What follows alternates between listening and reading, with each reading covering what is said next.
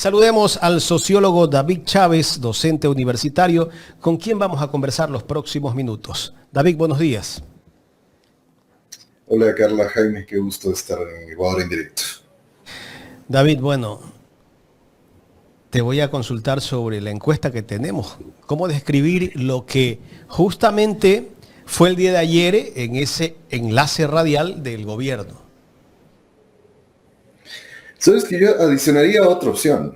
Yo pondría un viejo libreto gastado. Es decir, a mí me recordó mucho esas entrevistas planificadas que hacía Moreno en su tiempo y mucho más cercanamente las que hacía Lasso, ¿no? Recuerdo sobre todo una entrevista en donde el gritón y prepotente de Carlos Vera dejaba que Guillermo Lasso lo maltrate, lo humille y le diga, entre otras cosas, que es alguien que no sabe de lo que habla. No sé si ustedes recuerdan esa entrevista. Claro, claro. Es decir, es un viejo esquema comunicacional del poder que gobierna este país que, como digo yo insistentemente, ni siquiera se esfuerzan en mejorar el libreto que ya tienen. Sacan el mismo libreto, lo vuelven a hacer, y eso lo hacen por una razón, porque les funciona. O sea, creo que quizá nos podemos equivocar si nuestro análisis es que este tipo de estrategias los ponen mal, que supongo que es un poco la opción esta de anti-preelectoral. Quiero entender que eso es como darse un tiro en el pie para iniciar la campaña. Entiendo yo que va por ahí esa opción. Pero yo pondría ciertos reparos, porque repiten estas estrategias por la sencilla razón de que les funcionan y no hacen ningún esfuerzo por mejorar su comunicación política porque al final les funciona. No tanto a quien esté enfrente, quizá Noboa se siga hundiendo y termine en algún rincón oscuro de la política ecuatoriana como Moreno, como Lasso, pero para quienes están detentando el poder, para esa estructura de poder que tiene ahora el país, sencillamente cambian de candidato, cambian de presidente y estas estrategias les siguen funcionando. Para los que no saben, David, la secretaria actual de comunicación del gobierno, la señorita o señora Irene Vélez, fue subsecretaria de contenido del gobierno de Guillermo Lasso. Muchos no saben esto. Subsecretaria de contenido. Bueno, ahí está el libreto. Exactamente. Yo escuché que ella fue funcionaria del gobierno de Lasso, no sabía específicamente su cargo. Secretaria. Pero efectivamente, o sea, es que hay unas continuidades que debemos discutir. Porque si no, el riesgo, y a mí me parece, yo no sé si es una estrategia deliberada o sea, la están pensando o sencillamente les sale de chiripazo, vamos a decirlo así. Pero mover de este modo la comunicación política, lo que hace, toda esta maquinaria con la que han estado operando en los últimos años, lo único que genera es que nos pongamos a discutir del personaje. Es decir, tenemos que discutir de Noboa y de sus limitaciones y de su prepotencia y de este ejercicio que hace de llenar de inmundicia, de esa inmundicia que le viene de su mal gobierno, de su ineptitud, de su prepotencia de clase, intentar con eso ensuciar a todo el mundo que se le cruce por delante. Pero a lo que voy, nos quedamos detenidos en esa discusión y creo que este es un momento en donde es fundamental pasar de esa discusión a la discusión de los modelos políticos, de los modelos económicos, de los conceptos de sociedad que tienen las dos fuerzas políticas que seguramente disputarán la presidencial una vez más en el 2025. Y creo que eso es clave porque, y digamos, para llegar a eso, es clave precisamente empezar a identificar cuáles son esas continuidades, porque esas continuidades no son casuales, son continuidades que responden a un modelo de gestión del poder que se repite más allá de que los personajes, tristes personajes que tienen que llevar adelante el papel de presidente de la República, vayan cambiando. Si no, vamos otra vez a la discusión de hay que cambiar a un actor por otro actor y no a cambiar el escenario, echar abajo el teatro y volverlo a construir, que creo que es lo que el país debe hacer en estos años, para evitar que el país se siga hundiendo, por supuesto. ¿Y hasta qué punto este tipo de comunicación les puede dar resultados a quienes están gobernando? Lo hizo Lenín Moreno, lo hizo Guillermo Lasso, como tú dices, y también lo está haciendo Daniel Noboa. Mira, es que ahí, a riesgo de contradecir a los colegas expertos en comunicación política como Carolina, que acabó de estar y que admiro mucho y demás por sus análisis. Pero para mí lo que está ocurriendo en la política, no solo del Ecuador, del mundo entero, no pasa por lo comunicacional, o sea, no pasa por los mensajes comunicacionales. Hay unas representaciones políticas mucho más profundas que son las que se están expresando en la comunicación política. Y en el caso de las derechas me parece que pasa algo que es muy curioso. En cierto sentido, en cierto modo, inclusive en algún momento la noción de ideología nos llevaba a pensar que era el modo en que los sectores dominantes encubren sus verdaderos intereses para simular que están representando el interés colectivo. En una visión clásica, eso era la estrategia comunicacional, digamos, si queremos plantearlo así, encubrir un poco esos intereses de fondo, esos intereses de clase, etc. Pero en las últimas décadas ha habido una mutación que a mí me resulta curiosa y un poco atemorizante inclusive. Y es que estos sectores ahora ejercen el poder, no solo el poder político, el poder en la sociedad en general, lo ejercen de un modo absolutamente cínico y obsceno. Es decir, exhibir su poder, exhibir sus intereses particulares, exhibir sus privilegios de clase, los vuelve fuertes comunicacionalmente. Genera una adscripción política de sectores que, por distintas razones, ven en esta gente los referentes históricos casi épicos de la época del capitalismo hiperglobalizado que estamos viviendo. Y eso no se puede revertir tan fácil como con algunos mensajes comunicacionales y demás. Al final a ellos les funciona ser obscenamente cínicos, porque de algún modo hay un amplio sector de la población que siente que eso es lo que deben hacer.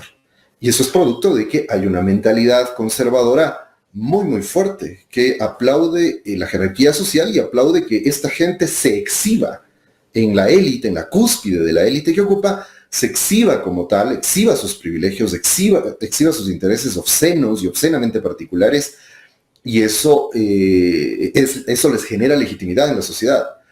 Una vez que han logrado eso, pueden salir a hacer shows de mala factura como el que hizo ayer Noboa con estos periodistas e igual terminan generando adscripciones, identidades, vínculos emocionales que son los que les ayudan a sostener el poder.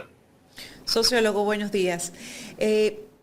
Básicamente, ¿qué es lo que gana o cuál es el objetivo del presidente en abrir todos estos frentes? Ya vemos que hay un frente abierto con el presidente de la Asamblea, ¿no?, que también se está poniendo de tú a tú, usando un sinnúmero de mecanismos e incluso ha pedido al espacio informativo se le dé espacio para hacer una réplica de todo lo que dijo el presidente Daniel Noboa.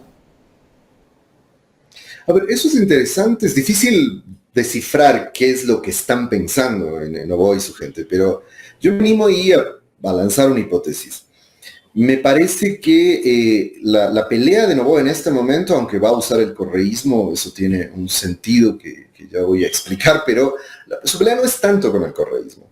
Su pelea es más con los otros sectores de derecha, es decir, me parece que se está enfrentando con el resto de las derechas. Creo, digamos, vamos a ver qué pasa en los siguientes meses, pero insisto, a modo de hipótesis, me parece que Noboa y su gente están pensando en que pueden mantener un apoyo, pueden concentrar un apoyo importante del electorado de derechas y evitar la dispersión, ¿no? La dispersión que ha sido clásica, digamos, en las últimas elecciones, esta dispersión en varios candidatos, etc. Es evidente que Noboa está sufriendo un declive, y esto también es cíclico, es lo mismo que le pasó a Lasso, es lo mismo que le pasó a Moreno. Quiero creer que de pronto a alguien se le ocurrió que, Noboa no tiene ese tipo de luces, pero a alguien se le ocurrió que podría ser una buena idea tratar de contener la caída radicalizando el anticorreísmo del gobierno, para lograr capturar al anticorreísmo más duro y enfrentarse desde ese lugar con el resto de las derechas para quitarles ese electorado al resto de las derechas. Me parece que todos estos golpes autoritarios, y esto ya viene de algún rato, quiero decir, ¿no? El golpe autoritario y vergonzoso y salvaje de invadir la embajada, desde eso hasta la deportación de Alondra Santiago y el actual enfrentamiento con la Asamblea, me parece que van tejiendo una estrategia que al parecer apunta a esta idea de lograr convertirse en el candidato fuerte de la derecha, concentrar al anticorreísmo duro y convertir a ese anticorreísmo en su base electoral para mantener eso que nos muestran ahora las encuestas, ¿no? Que si esta tendencia se mantuviese, en 2025 vamos a tener un candidato fuerte en la izquierda, un candidato fuerte en la derecha, que sería él, en principio. Pero creo que su disputa es sobre todo con las otras derechas, y de ahí su pelea con Kronfle y con el Partido Social Cristiano. O sea, el sociólogo, básicamente él conoce el electorado perteneciente a la izquierda, que es duro, básicamente en el correísmo, y sabe que eso se va a mantener y va a tratar de consolidarse como un candidato de derecha al 100%, ubicando al anticorreísmo y sacando o tratando de sacar de la jugada al resto de sus contrincantes de la misma línea. Pero entonces nos hacemos la pregunta, ¿no? ¿Por qué los partidos de su misma línea no le están dando el apoyo? Y se notan, o al menos se percibe, no sé si por estrategia o sea real, que no están conformes con Daniel Noboa. Eso es un poco más profundo porque las derechas vienen arrastrando un problema político, una paradoja política, digamos. Han logrado estabilizar, porque esto es muy estable, me refiero a un electorado de derechas mayoritario. Esto que les ha permitido ganar las últimas 2 presidenciales. Lo han logrado estabilizar. O sea, el voto de ese electorado, bueno, en general, el voto en el Ecuador estructuralmente es casi inamovible. Es decir, son dinámicas electorales muy estables. Otra cosa es que en la superficie hay un caos, hay mucha inestabilidad, pero en la dinámica electoral hay una estabilidad enorme. Entonces, ¿qué le está pasando a la derecha? ¿Cuál es el hecho paradójico? Lograron llegar a tener como tendencia un electorado que mayoritariamente vota a la derecha. Sin embargo, carecen de representación política. Es decir, no hay una fuerza política estable que capture una representación estable de ese electorado de derechas. No hay un líder político que sea capaz de capturar esto. No hay un proyecto. Esto, entre otras razones, porque lo que les ha permitido tener esa mayoría proviene de que han hecho del anticorreísmo su único proyecto político. Entonces, cada vez que hay elección, yo lo he dicho, creo que lo dije también aquí alguna vez, cada vez que hay una elección presidencial en estos años, esto se está convirtiendo en la lotería presidencial de la derecha. Porque como saben que al final, en segunda vuelta ganan, en primera empiezan las disputas y la fragmentación y la dispersión del voto, porque cada quien quiere ganarse la lotería, entrando con ese electorado mayoritario a segunda vuelta y tratando de asegurar el triunfo en la segunda vuelta. Pero me parece entonces que por esa razón es difícil que lleguen a tener acuerdos y una posición fuerte. Por eso me parece que Noboa lo que está intentando es lograr eso de modo absolutamente hostil y violento con las otras derechas, en lugar de tratar de llegar a un gran acuerdo con las derechas en torno a su candidatura. Seguramente las otras derechas están leyendo lo mismo. Me parece que en el sector de Romo, en esto que han empezado a lanzar como un globo de ensayo del posible binomio Romo-Cucalón o alguna cosa así, hay otro sector de derechas que quiere también capturar esa votación, y está el Partido Social Cristiano. Posiblemente por ahí aparezca algún otro actor, pero me parece que eso va a ser una constante mientras la derecha no logre estabilizar una representación política más sólida. Y el hecho de haber una disputa entre la derecha y haber un anticorreísmo podría darle paso a un nuevo candidato que a lo mejor no conocemos, a lo mejor y nos dan una sorpresa nuevamente. Puede ocurrir, o sea, es que de algún modo es lo que ha venido ocurriendo en todo este tiempo. Es decir, es este paradójico comportamiento de que, dado que hay un voto seguro que va a irse hacia la derecha, que es solo cosa de apretar el botón estratégico del anticorreísmo y saber hacerlo para captar toda esa votación, entonces evidentemente en el campo de la derecha la disputa es permanente, y ahí es donde aparece siempre el outsider diciendo que es la nueva política, a pesar de que salen del corazón de la oligarquía, del corazón de la banca, y salen con el cuento de que es la nueva política. Y es otra vez, esto tiene que ver con lo que decía hace un momento, porque me parece que no podemos ubicar la discusión de la política en los efectos comunicacionales. La política es poder, y hay que ver que lo que se están disputando las derechas es este enorme poder que han logrado acumular en estos años y esta enorme legitimidad que tienen ahora en la sociedad. No sé si enorme, pero tienen una legitimidad mayoritaria que les favorece. Entonces, parece que esto va a ser una constante. Y de hecho, voy un poco más allá. Cada vez me convenzo más de que ni siquiera es su interés llegar a tener una representación política sólida, un partido que represente a la derecha, un proyecto, aunque sea solo en el papel, pero un proyecto que represente a la derecha o algún liderazgo estable, me parece que ya ni siquiera eso les interesa. Es decir, han llegado a acumular tanto poder que saben que pueden bloquear fácilmente una alternativa, que sería la que vendría desde las izquierdas, y están muy confiados de que eso les va a permitir seguir gobernando. Y pueden ir cambiando de presidentes todo el tiempo. Lo he dicho también. Es curioso que ahora hemos pasado de los ministros fusibles, que era lo habitual en la política, a los presidentes fusibles. O sea, queman un presidente, ponen otro, aparece un outsider, como dices, Carla, y le apuestan a ese outsider, le dan todo el apoyo, y entonces llega al poder, lo tienen ahí. Cuando ya no les empieza a gustar, cuando otra vez aparecen las disputas, le quitan el poder, ese presidente declina, o declina su apoyo, etcétera, pero encuentran otro.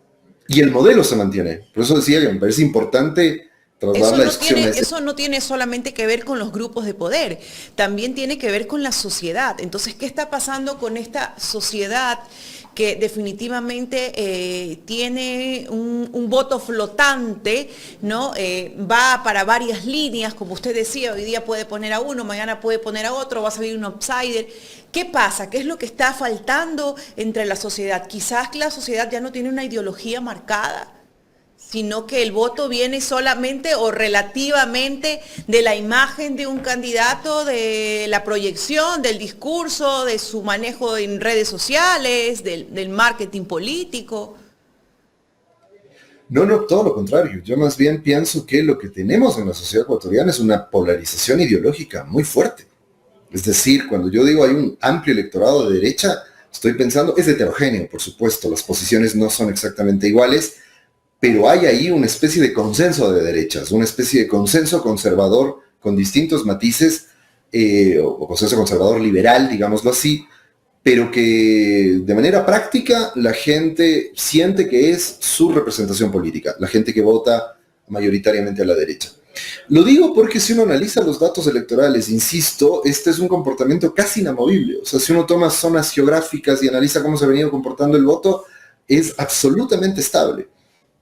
Siempre lo digo, es el ejemplo que uno puede tener cuando contrasta Tungurahua y Manabí. O sea, uno ve cómo han votado Tungurahua y Manabí en las últimas elecciones y es absolutamente estable. O sea, a mí me asusta en el sentido de que básicamente al final de cuentas el anticorreísmo, esa base de anticorreísmo sumada al electorado nuevo, al final se termina decidiendo o se va hacia la balanza, hacia una derecha. Exactamente, la sociedad está derechizada. Ese es el tema. Es decir, no es un tema solo de la política, ¿no? Yo creo que ahí discrepo con buena parte de los colegas que creen que lo que está pasando en la política es una cosa extrema, una cosa externa, lejana, que no está conectada con la gente. Eso en mi opinión, es falso. Ahora hay adscripción política, es decir, a la derecha le funcionan los zapatitos rojos o el muñeco de cartón, no tanto porque la gente se deje convencer tan fácilmente, ¿no? Es porque esa lógica de gestión de la comunicación les genera símbolos de identidad política. O sea, una representación concreta, material, de lo que yo estoy sintiendo, de lo que estoy creyendo, y que tiene que ver con el rechazo al correísmo y una defensa conservadora de la sociedad capitalista, que es muy fuerte. Conservadora en el mejor sentido, es decir, antifeminista, xenófoba, clasista. Y esto lo hemos visto, o sea, en los últimos años las expresiones que la sociedad ecuatoriana va dando de los niveles de fascistización que va teniendo son muy, muy complejos. Ahora, el problema del otro lado, y por eso te decía, hay indefinición en quién representa esa tendencia, ¿no? Pero no es que que hay indefinición ideológica. Esa es la paradoja. O sea, la gente tiene claro que quiere derecha, pero los candidatos que aparecen son flor de un día, duran un rato, luego se van. En esos sectores de derecha hay unas críticas hacia los gobiernos últimos de derecha porque no han sido suficientemente conservadores y no han sido suficientemente autoritarios. O sea, no, porque no es una crítica democrática. Y del otro lado, me parece que las izquierdas no han tenido, no es fácil, ¿eh? A veces los analistas hablamos con una facilidad, no es fácil, pero las izquierdas no han tenido una estrategia capaz de contrarrestar esa derechización, que tampoco es tan significativa. Es mayoritaria, pero no olvidemos que el margen de las elecciones nos ha mostrado que prácticamente la población está dividida en dos. Pero hay una ligera mayoría hacia la derecha y las izquierdas no han encontrado el camino para revertir esa ligera mayoría y convertirla más bien en una mayoría favorable hacia las izquierdas. Esta es mi última pregunta, ya por acá tengo que darle paso al licenciado de la Cruz. Yo recuerdo que cuando sale Daniel Noboa ya se hace un poco visible y le preguntan pues cuál es su postura o su línea política económica a seguir. Él se catalogaba como un hombre de centro izquierda, ¿no? Él dijo que él no era liberal ni ultraliberal, ¿no? Eso de pronto hizo que gente que no estaba tan definida, ¿no? Le diera de pronto su voto. Significa que en esa disputa y en esa población que no está totalmente definida o que es flotante o que está esperando propuestas claras, significa que el candidato que salga va a tener mucho más apoyo si se cataloga de centro, si no comulga directamente o radicalmente con ninguno de los dos extremos. No, es que primero no es que hay un centro, es decir, yo siempre digo el centro es una ficción en la política, es decir, siempre estás de un lado o de otro, estás de la derecha o de la izquierda, de uno u otro, de otro lado. Esto es una idea que también ha circulado mucho, ha sido muy popular esta idea de que los candidatos que ganan son los que salen de la dicotomía correísmo-anticorreísmo. Mi lectura difiere de esta visión, porque lo que creo es que lo que logran hacer los candidatos, lo hizo Lasso y ahora lo hizo Noboa, es darle una lavada de cara al anticorreísmo, es decir, mostrar una especie de rostro amable del anticorreísmo. Pero lo que está en el fondo es el anticorreísmo, es decir, por eso es que yo en las campañas electorales veo que convencen a alguna gente con estas ideas, sobre todo en los espacios del análisis político, de los medios de comunicación. Cuando Lasso decía estar por fuera de la dicotomía, decía, no, ni de chiste, porque además cuando veías cómo se estaba armando su campaña era una campaña profundamente anticorreísta. En los análisis que se hacía decían, no, es que la genialidad de Lasso es haber salido de la dicotomía. Te juro que yo no vi por ninguna parte en qué momento se salió de la dicotomía. Lo que hizo es banalizarla, volverla cool, digamos, en TikTok, qué sé yo, y Noboa hizo exactamente lo mismo. Noboa yo siempre recuerdo que en algún momento, por ejemplo, de la campaña, Noboa dijo que Luisa González le iba a cortar la cara con una gilet.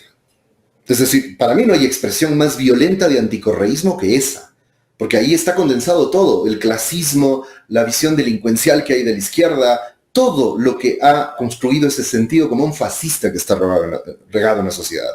Entonces, claro, si no vemos eso, que son las dinámicas profundas, digamos, de la estructuración de la representación política, claro, podemos quedarnos en la superficie de lo que dicen, y lo que dicen es lo menos importante. Es qué representan, es cuál es su tendencia, cuál es su modo de entender el mundo, y obviamente a qué adscriben como clase, cuáles son sus intereses de clase, que es lo hemos visto con Lasso y con Noboa. Pero claro, eso se diluye en esta idea de que representan la no política o la nueva política. O sea, para mí es delirante que hayamos dicho que Lasso era la nueva política, por ejemplo, y que el hijo del principal oligarca de este país, de las oligarquías exportadoras bananeras, es la nueva política. No tiene sentido, me parece. Y claro, quizá uno de los problemas del debate político es que las izquierdas suelen comprar con mucha facilidad estos argumentos y los empiezan a repetir sin ninguna distancia crítica. Y creo que eso es muy problemático. ¿Hasta cuándo la gente crees, David, que va a seguir creyendo en que todo el discurso de Noboa puede ser verdad? Ayer a la gente le mintió en la cara. El periodista Calderón le dijo si sostenía todavía o si seguía sosteniendo que el problema eléctrico del país no es la generación, sino la transmisión. Dijo que sí, que incluso gracias a que hay nueva concesión de generación, de transmisión de energía, no ha habido apagones, dice. Pero todo el mundo sabe que estamos comprándole energía a Colombia y que vamos a tener otro estiaje en los próximos meses y que vamos a tener nuevamente cortes de luz. Le mienten la cara a la gente y eso lo dijo en el debate. Aparte dijo ayer que se ha recuperado la economía del Ecuador en más de un 1%. O sea, sigue mintiendo. ¿Hasta dónde la gente puede sostener las mentiras de Noboa? Mira, hay un fenómeno, digamos, lamentablemente no hay datos y estudios que midan bien esto, que voy a decir, igual lo planteo más como una hipótesis.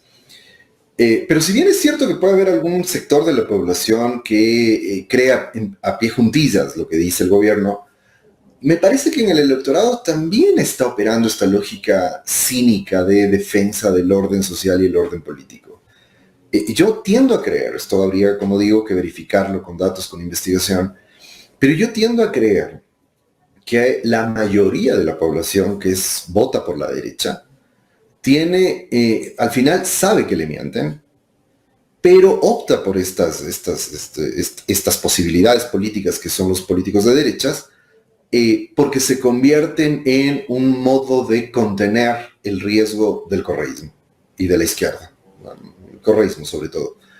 Entonces, es muy habitual, por ejemplo, voy a traerlo porque me interesa mucho que la lectura sea esta lectura de largo plazo, ¿no? De todos estos últimos años. Habrás visto mucha gente comentando en redes que te dicen cosas como estas.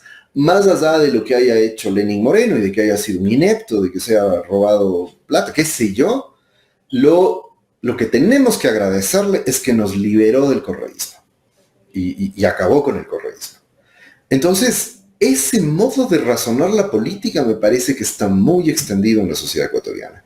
Y es por eso que al final no importa, y ahí empatan las dos cosas. O sea, las clases dominantes hacen un ejercicio cínico del poder y las clases subalternas justifican ese ejercicio cínico del poder con el mismo cinismo de sus propias posiciones, diciendo que no importa lo que pase, no importa lo que hagan, si es que son la barrera que contiene el correísmo, van a seguir apoyando esas opciones.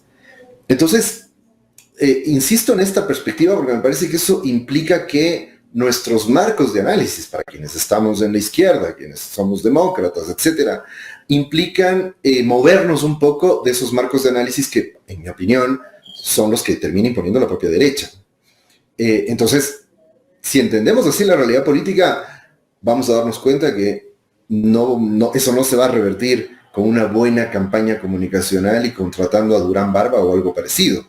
Hay que hacer un trabajo político de otra naturaleza, me parece.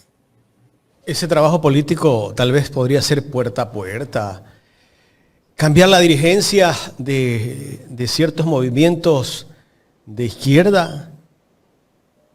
¿Podría ser por ahí? Mira, ahí yo pienso, o sea, bueno, pero es que también ahí tienes una izquierda que termina siendo medio conservadora al final, por ahí hay un partido que de izquierda tiene poco porque es terriblemente conservador, que ya dijo que pueden aliar, ojo lo que dijeron, pueden aliarse con cualquiera, menos con el correísmo, ¿no? Entonces creo que a esa izquierda me parece que esta izquierda tiene unos proyectos muy particularistas, muy conservadores, o sea, para ellos lo ideal y por eso están felices ha sido volver al viejo. Y en temporadas de crisis ellos han salido del closet, ¿no? Han ido a apoyar a la derecha, a Guillermo Lasso. Abiertamente. Entonces, ¿qué les digo? Ahí no hay ninguna esperanza. Para mí, digo, si hay alguna posibilidad de reconstituir un proyecto de izquierdas y de volver a ganar cierta legitimidad, radica fundamentalmente en la fuerza mayoritaria, que es el correísmo.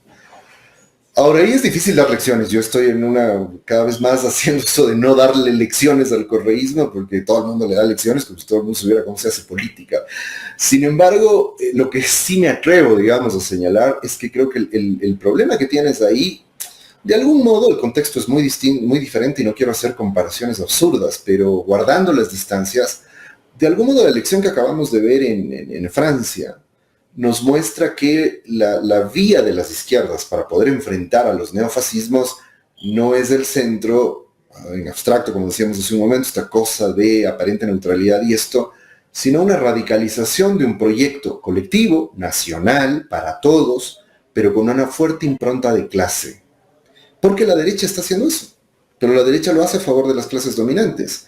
Y del otro lado no tienes una contestación que sea capaz de revertir la identidad de clase que está generando la derecha con una identidad crítica sustentada en la condición de la clase trabajadora, las clases trabajadoras, que es muy amplia, que somos la mayoría de nosotros.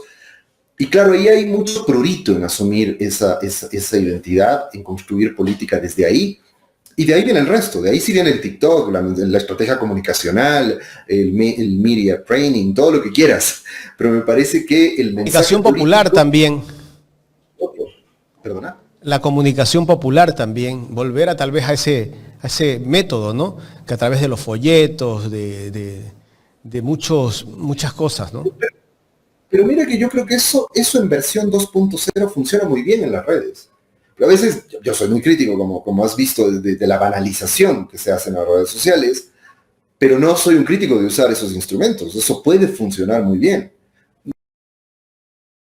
Tiene que ser tomada con cuidado, pero en Francia lo que hizo sobre todo la Francia insumisa fue movilizar a los más jóvenes. Nota que el voto hacia la izquierda en Francia, también para romper el mito de que son los jóvenes, no piensan en la política, etcétera, son los jóvenes los que votan mayoritariamente por el nuevo Frente Popular.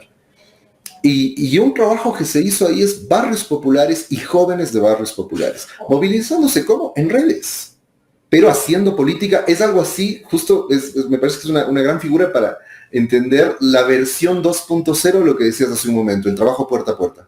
Pero ahora en redes. El correísmo tiene una ventaja en ese sentido, tiene una enorme militancia digital. Pero claro, a ratos sientes que es un esfuerzo individual de los militantes o de los grupos militantes que están dando la pelea en redes, pero no hay necesariamente una estrategia. Es curioso, digamos, yo no entiendo Una dirección mucho eso. tal vez, no hay una dirección tal vez para hacer ese trabajo de comunicación digital. Exactamente, el partido tiene que construir ciertas directrices de manera colectiva, etcétera, pero que funcionen más o menos, ¿no? Es decir, a veces, a mí, por ejemplo, con la discusión que hay ahora sobre las candidaturas, me parece muy interesante el ejercicio de democracia interna digital que está teniendo el correísmo, ¿no? Es decir, a veces se vuelve un poco hostil, agreste, etcétera. Yo ahí lo único que diría es, lo que sí sientes en esa disputa es que es una disputa un poco por la libre, digamos. Es decir, no hay como que ciertos parámetros básicos para dar esa disputa. Que no me parece mal porque creo que mucho de la política en el siglo XX es eso. O sea, no, insisto en que mi visión es una visión anquilosada, nostálgica, de no, todo pasado fue mejor para nada. No, yo creo que los mecanismos tecnológicos actuales, las redes, etcétera, son increíblemente potentes para hacer política, pero hay que hacer política. O sea, no hay que hacer comunicación banalizada, hay que hacer política a través de esos mecanismos.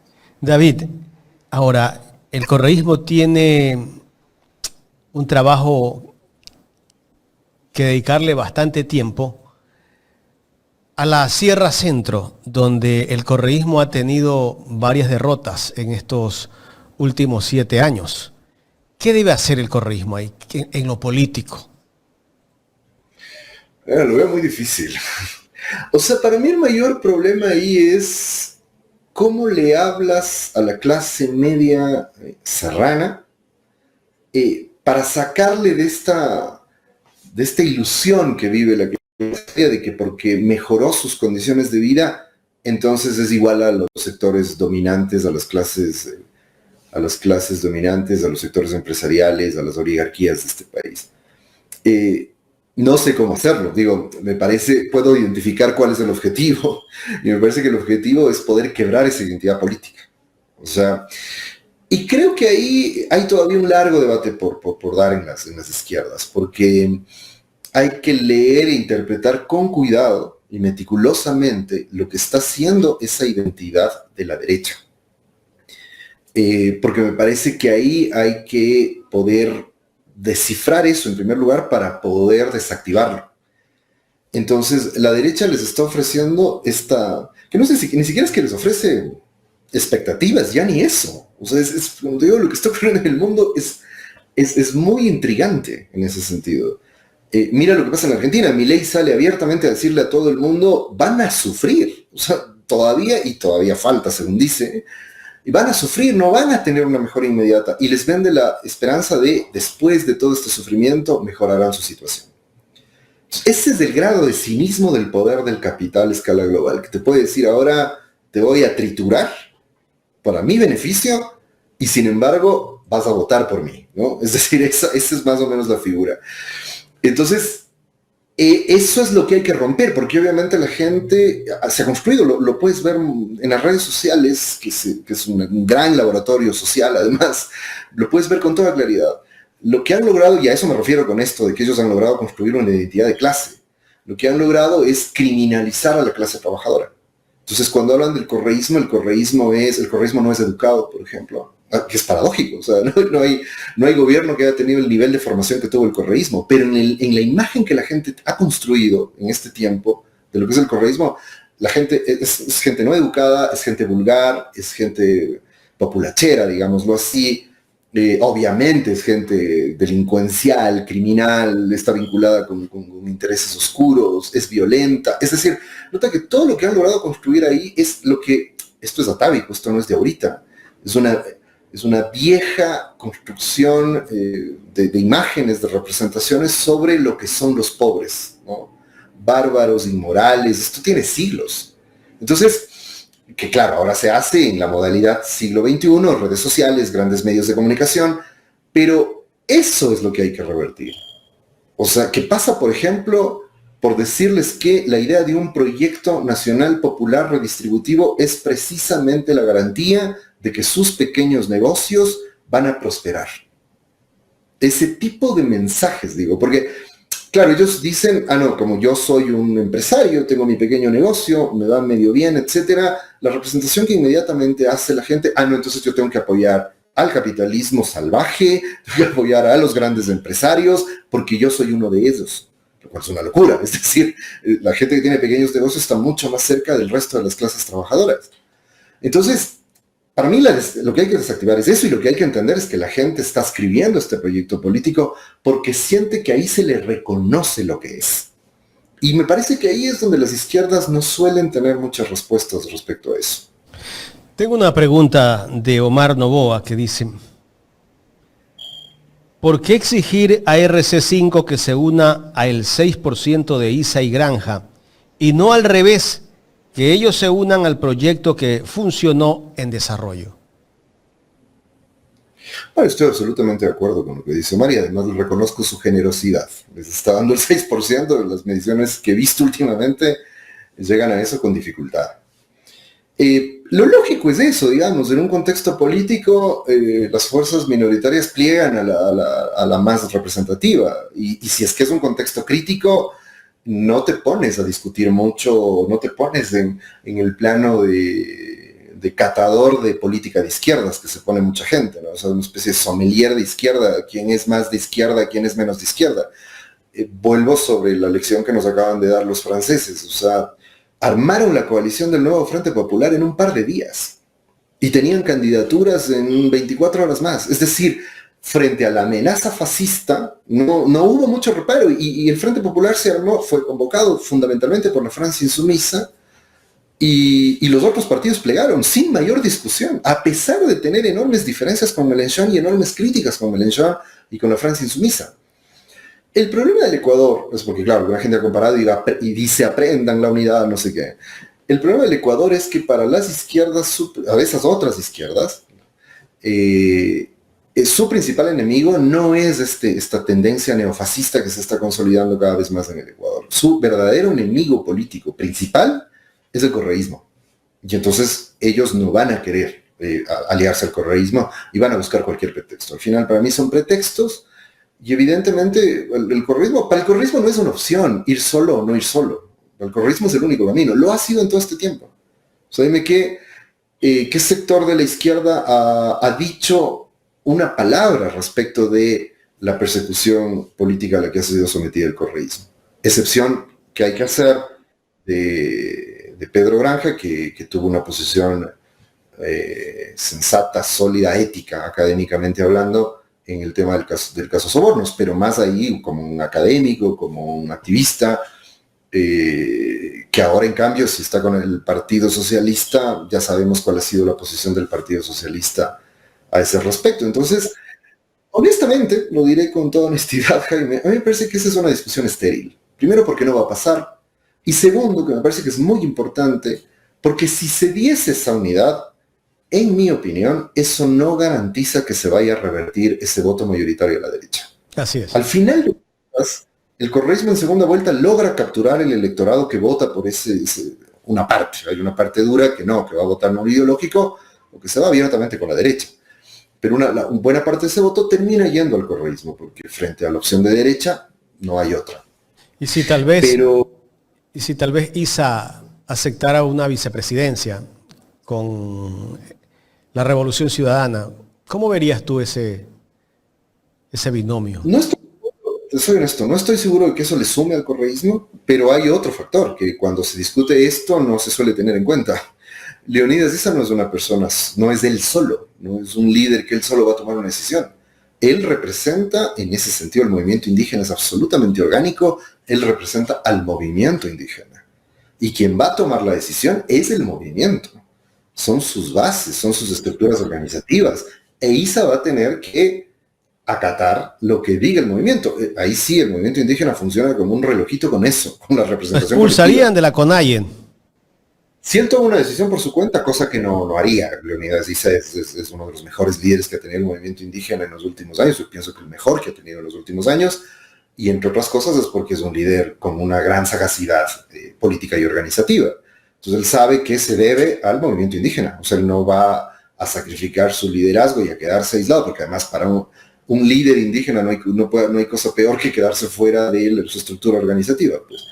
Entonces, creo que no vemos eso, es decir, a veces juzgamos mucho desde muy lejos al movimiento indígena y no entendiendo muy bien cuáles son sus dinámicas. Yo tampoco es que soy un experto, pero de lo que los expertos dicen, evidentemente el movimiento funciona con esa lógica. Entonces, y ahí hay posiciones, primero, tienen un conflicto interno fuerte, y hay posiciones de derecha que son muy, muy fuertes dentro del movimiento. Y estas posiciones de derechas no van a querer que el movimiento tenga una alianza con el correísmo. Entonces, por ese factor, descartando eso de si suma o no suma, el otro factor que para mí hace imposible una alianza es que yo veo muy difícil que el movimiento llegue a tener un acuerdo a la interna de que se puede apoyar o se puede llegar a algún tipo de acuerdo con el correísmo. Eso para mí es muy difícil en realidad. David, ya en la recta final de esta entrevista, y creo que esta pregunta que te voy a hacer ya te la he hecho en otras ocasiones, pero vale la pena hacerla nuevamente. ¿Por qué toda factura de todo lo que ocurre en este Ecuador se la siguen pasando los políticos a Rafael Correa? Que si llovió y hubo un deslave, la culpa es de Correa. Que hay crisis energética, que la culpa es de Correa. O sea, cualquier cosa que pase, Correa es el culpable de este país. Esa es una estrategia para seguir ganando voto. Indudablemente, no solo que es una estrategia, es la única que tienen para ganar votos. Es la única. La repiten hasta la saciedad, a veces son muy pedestres, como está haciendo ahora Noboa, como fue Lasso ya al final de su gobierno, pedestres rústicos, elementales en su enfrentamiento anticorreísta. A veces son más sofisticados, como en sus estrategias de campaña, de zapatos rojos, de muñecos de cartón, de mensajes en TikTok. Pero lo que está en el fondo siempre es el anticorreísmo, porque la derecha y ciertas izquierdas no tienen nada más. Es decir, no tienen otro argumento político. Y lo dramático, en términos democráticos, para el país, quiero decir, lo dramático es que lo que está en el fondo es que al correísmo nunca pudieron derrotarlo democráticamente. Y claro, van a salir los fanáticos fascistoides a decir, pero han perdido las dos últimas elecciones, ¿de qué está hablando? ¿No? ¿Qué sé yo? Pero es que las dos últimas elecciones han sido producto de la campaña sucia más larga de la historia de este país. Yo no recuerdo, trato de hacer memoria en mi historia política para pensar cuándo hubo una campaña sucia tan larga. Y no, llevamos casi 8 años de campaña sucia en contra del correísmo. Entonces, y además, persecución política, con sus líderes fuera, con mucha gente presa indebidamente. Otra está presa con toda la razón, eso no vamos a discutirlo. Pero digamos, las condiciones en las que se ha venido dando el proceso político de los últimos años han hecho muy difícil para el correísmo competir en igualdad de condiciones. Entonces, eso no es precisamente democrático. Y lo que han logrado articular en estos años ha sido más bien esta lógica antidemocrática de derrota política del correísmo. Y sin embargo, el correísmo sigue siendo la principal fuerza política. Si el correísmo no fuese una amenaza, te juro que ya lo habrían olvidado. Es decir, nadie se acordaría del correísmo, de Correa, etc. El tema es que es una amenaza. Creo que ha sido una de las principales amenazas que han tenido ciertos sectores de poder en este país en los últimos años, y por eso se niegan rotundamente a dejar de insistir todos los días en satanizar a ese movimiento político. Finalmente, el presidente de la República sigue hablando de impunidad, ese es el discurso que él sostiene siempre, ¿no? Y cuando vemos escándalos como el caso del contrato de desayuno escolar, donde hay familiares, está la tía, están primos del presidente de la República, que tienen o que les han dado un contrato para dar el desayuno escolar por parte del Ministerio de Educación, ahí nadie dice nada, ahí las autoridades que deben de controlar esto casi que no se pronuncian, y justamente también este escándalo que hay del Banco del Pacífico, donde el Banco del Pacífico podría haber estado pagándole al abogado de Mayra Salazar y que posiblemente se va a demostrar que este caso podría ser montado. Bueno, eso comprueba algo que muchos hemos temido todo el tiempo, ¿no? La justicia está controlada por estas estructuras de poder. En realidad no hay justicia, sino que hay operaciones judiciales y mediáticas, policiales, judiciales y mediáticas, para ser precisos, y con el ánimo estricto de destrozar enemigos políticos. Me parece que eso es lo que viene pasando. Lo que construyen ahí es medio ridículo, porque cuando hablan de impunidad siempre están hablando sobre todo el caso de Jorge Glass. Y no tiene sentido, porque no se trata de defender, ni siquiera me voy a meter en esa discusión de si es o no inocente, lo que quiera que sea. No tiene sentido hablar de impunidad en el caso de Jorge Glass, porque él ha pagado cárcel, ha pagado cárcel en situación de abuso, además de este poder que gobierna el Ecuador. Entonces está pagando su pena, ¿no? ¿Cuál es la impunidad? O sea, lo que pasó recientemente cuando pide asilo en la embajada, estaba en condiciones de hacerlo, no es que se escapó como Fito, como tantos narcotraficantes que se les han escapado y de los que no sabemos nada, sino que estaba en una condición que le permitía acceder al asilo. Entonces, ¿de qué impunidad estamos hablando, digamos, en ese sentido? Porque no hay, la mayoría han sido juzgados o han tenido que inclusive abandonar el país porque han sido juzgados en las condiciones de las que estamos hablando. Sin embargo, insisto, el problema es que esto no importa la verdad del juicio, no importa, no, la realidad son corruptos, quieren perdonarse las penas, y claro, reducir eso es otra vez personalizar la discusión política al extremo y borrarnos de la discusión más general de cuál ha sido el modelo político y económico de los últimos años y cómo esto ha generado las consecuencias que estamos viviendo. David, quiero agradecerte por tu tiempo para conversar en esta mañana aquí en Ecuador en directo. A ustedes, muchas gracias. Un abrazo y un buen día. Gracias al sociólogo David Chávez conversando con nosotros aquí en Los Especialistas de Ecuador en directo.